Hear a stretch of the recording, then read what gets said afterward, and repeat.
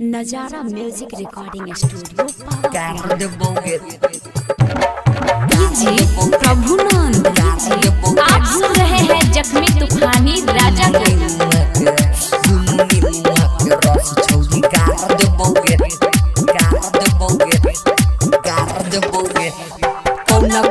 दाना के हकी चौड़ी बेटी माथावा पे बाना हकी डबल डबल चोटी सारी दबोगे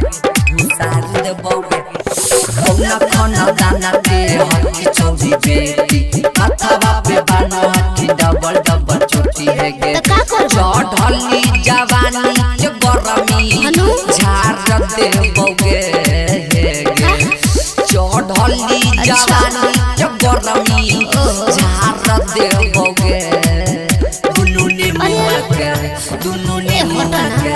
दुनु ने मुआ के रस छोड़ी गार दे बोगे तोरा लहंगे में बासो घुसार दे बोगे दुनु ने मुआ के रस छोड़ी गार दे बोगे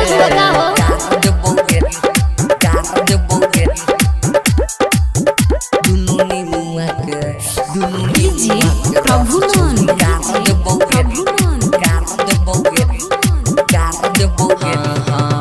छोटे छोटे चीजा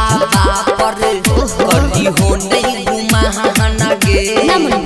तोरा से बड़ हो गई हमरो समान गे अच्छा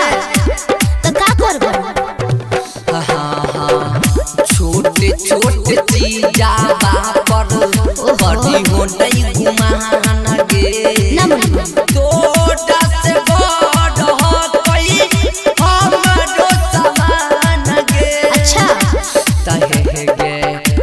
हियो मगजिया गरमी झाड़ दे बगे हटना हियो मगजिया गरमी झाड़ दे बगे तो का करबो दुनु ने मुआ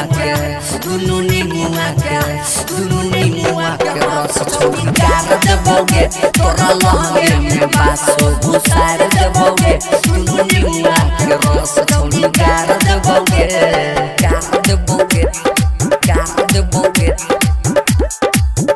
दुनु ने मुआ के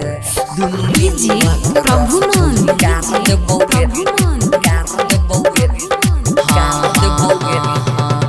राजा तूफानी मलके कोइला कौमली नगे राज तो दया दी संगे काटली हदी नगे अच्छा तो का करबो बहुटिंकू तम बाबू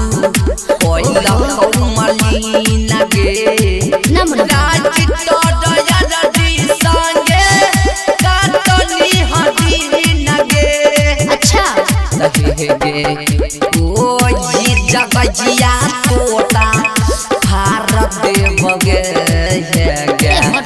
ओ ये जगजिया तोता भारत दे बगे तो का करबो दुनु ने मुआ के रस छोड़ी गार दे बगे तोरा लहंगे में बासो